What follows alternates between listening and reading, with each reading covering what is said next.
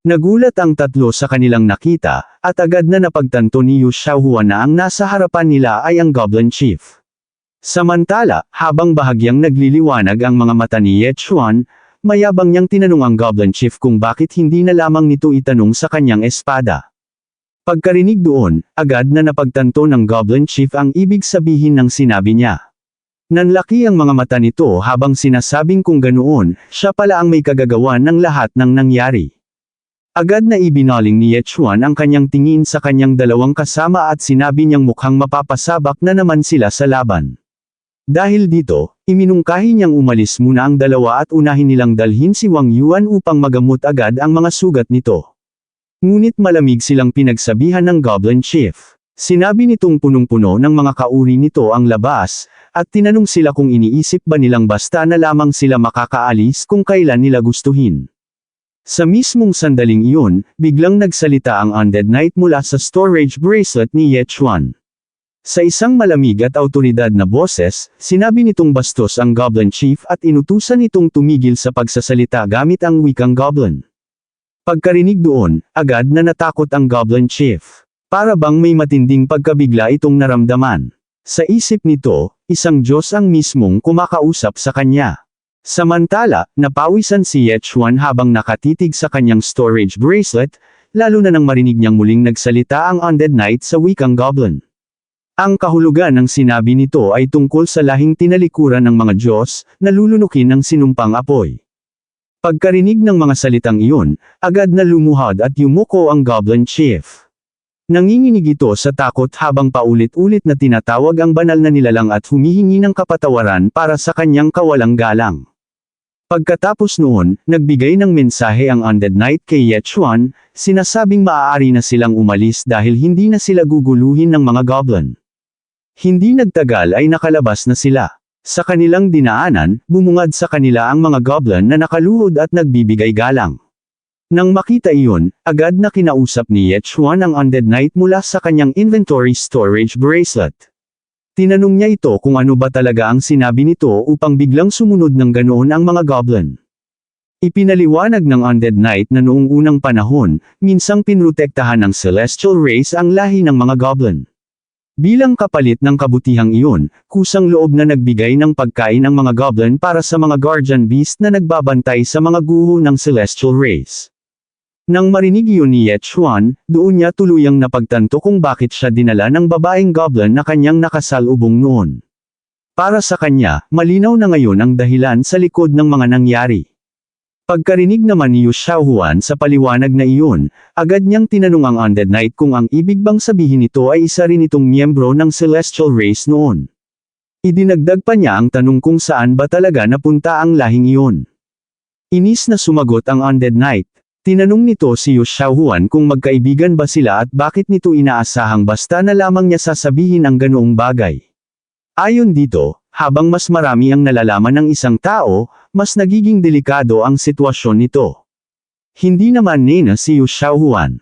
Sa halip, inilabas pa niya ang kanyang dila upang asarin ang Undead Knight. Sinabi niyang sa ugali nitong ganoon, siguradong walang babaeng magkakagusto rito. Mas lalong nenes ang Undead Knight at mabilis na sumagot na hindi naman ito kailangan ng babae. Pinutol ni Ye Chuan ang kanilang usapan at sinabihan silang bilisan na ang pag-alis. Hindi nagtagal, nakarating na sila sa napakalaking pintuan ng Nine Heaven Alliance. Nang makita iyon ni Yu Xiaohuan, hindi niya napigilan ang paghanga. Sinabi niyang gaya nga ng kanyang inaasahan sa Nine Heaven Alliance, tunay itong kahanga-hanga. Ngunit bago pa man sila tuluyang pumasok sa malaking pintuan, pinigilan muna sila ng Undead Knight. Tinawag nito si Ye Chuan at sinabing may isa itong bagay na gustong hilingin. Nagtatakang tumingin si Ye Chuan at tinanong kung ano iyon. Pagkatapos ay sinabi niyang sabihin lamang nito ng direkta ang nais nitong ipakiusap. Sinabi ng Undead Knight na sa nakikita niya ngayon ay natupad na ni Ye Chuan ang kanyang pangako at nailabas siya mula sa lugar na iyon. Ngunit nagbabala rin siya na kapag tuluyan ng nabuksan ang Bronze Gate, siguradong maaakit ng enerhiyang tumatagas mula sa mga guho ang maraming malalakas na eksperto. Naguluhan si Ye Chuan sa kanyang narinig at agad na nagtanong kung ang ibig bang sabihin nito ay malalaman na ng buong mundo ang tungkol sa mga guhong iyon. Sinang-ayunan iyon ng Undead Knight. Ipinaliwanag niya na sa mga susunod na araw, tiyak na maglalaban-laban ang lahat ng malalaking puwersa para sa divine artifact na nakatago sa kailaliman ng mga guho. Labis na nagulat si Ye Chuan sa kanyang narinig. Napatanong pa siya sa Undead Knight kung ano ang ibig sabihin nito. Sa pagkakaalam niya, ang laman lamang ng lugar na iyon ay ang five-colored origin pool. Kaya agad niyang tinanong kung mayroon pa bang ibang kayamanang nakatago roon at bakit hindi nito sinabi agad. Kalmadong sumagot ang Undead Knight at ipinaalala kay Ye Chuan na huwag nitong kalilimutan ang kanyang dating posisyon. Isa siyang tagapagbantay ng mga guho noon. Dahil doon, agad na nagtanong si Ye Chuan kung ano pa ang ibang kayamanang naroon. Sumagot ang Undead Knight na anumang uri ng kayamanan ay maaaring matagpuan sa lugar na iyon, ngunit kahit siya ay hindi alam ang lahat ng detalye. Gayunpaman, may isang bagay siyang kailangang ipakiusap kay Ye Chuan tungkol sa divine artifact na nakatago sa loob ng mga guho. Mariin niyang sinabi na huwag nitong hahayaang mapunta iyon sa kamay ng iba. Bahagyang ngumiti si Ye Chuan nang may pananabik sa kanyang mukha at agad na sumagot na syempre, dahil para lamang naman daw iyon sa kanya. Ngunit sa mismong sandaling iyon, muling umubo ng dugo si Wang Yuan.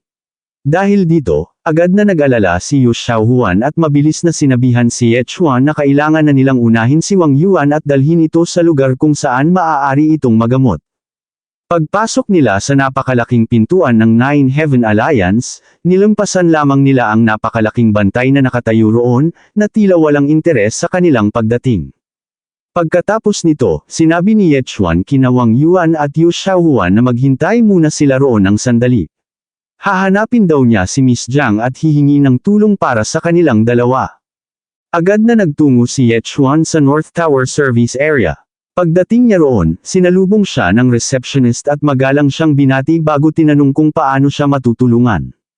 Hindi na nagpaligoy-ligoy si Ye Chuan at agad na nagtanong kung nasaan si Miss Jiang. Sumagot ang receptionist na kasalukuyang nasa training ground ng West Tower si Miss Jiang. Pagkarinig noon, agad na nagtungo si Ye Chuan sa West Tower. Sa loob ng training ground, makikitang mahigpit na nagsasanay ang mga miyembro ng Nine Heaven Alliance. Nakatayo sa gitna si Miss Jiang, at sa kanyang tabi ay naroon si Qi Chunying. Habang nakapamewang, galit na sumisigaw si Qi Chunying sa mga trainee at inuutusan silang dagdagan pa ang lakas ng kanilang ensayo. Hindi pa siya tumigil doon at pinagsabihan pa ang mga ito na napakahihina nila at ni hindi man lang nila siya magawang ma-excite sa kanilang ginagawa. Samantala, biglang napansin ni Miss Jiang si Ye Chuan. Agad na makikita ang pagtataka sa kanyang mukha kung bakit naroon ito, ngunit mabilis ding napalitan iyon ng kasiyahan. Kaagad niya itong tinawag, kinawin, at sinabihang magmadaling lumapit sa kanya. Nang magkalapit na sila, masayang sinabi ni Miss Jiang na sa wakas ay nakabalik na rin ito. Agad namang sumagot si Ye Chuan na hinahanap niya si Miss Jiang. Sa mismong sandaling iyon, agad na yamakap si Miss Jiang sa braso ni Ye Chuan at masayang sinabi na sakto ang pagdating nito dahil hinahanap din daw niya ito. Ipinaliwanag niya na nais niyang ipakilala si Ye Chuan sa instructor ng kanilang Nine Heaven Alliance. Isa raw itong top-tier powerhouse na si Qi Chunying. Napangiti si Qi Chunying nang mapagtanto niyang si Ye Chuan pala ang taong ilang beses nang nababanggit sa kanya ni Miss Jiang. Agad niyang iniabot ang kanyang kamay habang sinasabing maraming beses na niyang naririnig ang pangalan ni Ye Chuan mula kay Miss Jiang. At nang may dampi niya ang kanyang kamay sa dibdib ni Ye Chuan, bahagya siyang natuwa at sinabi na matibay din pala ang katawan nito. Dito na po nagtatapos ang ating kabanata, abangan ang mga susunod pa nating upload. Huwag din kakalimutang mag-like, share, subscribe at i-click ang notification bell, para lagi kayong updated sa mga susunod pa nating mga video.